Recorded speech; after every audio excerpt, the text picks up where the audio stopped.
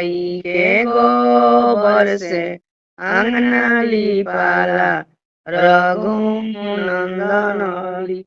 गाई के गोबर से अंगना लिपाला रघुनंदन हरि। गजमोती चौका पुराला सुन हो रघुनंदन हरि। गजमोती चौका पुराला सुन हो रघुनंदन हरि। जय चौके बैठेले दशरथ जी के बेटा रघुनंदन हरि। जय चौके बैठेले दशरथ जी के बेटा रघुनंदन हरि।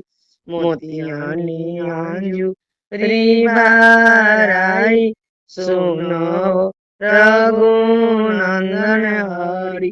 मोतियानी अंजुरी भराई सुनो रघुनंदन हरि। जय चौके बैठे जा नकजी के दिया रघुनंदन हरि। जय चौके बैठी जा नकजी के दिया रघुनंदन हरि। रघुनंदन हरि।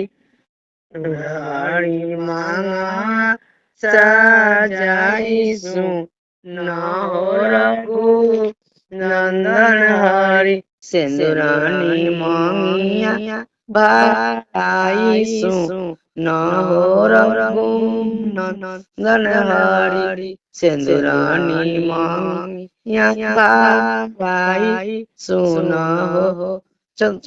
सुनो रघुनंदन।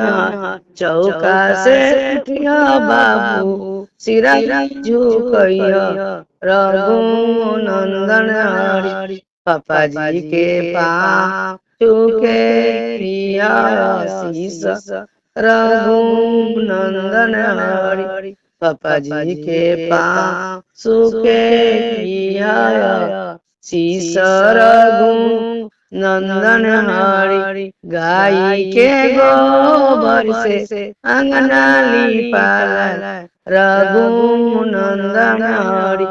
गजमोती चौका पुराला सुनो रघुनंदन हरि। गजमोती चौका पुराला सुनो रघुनंदन हरि।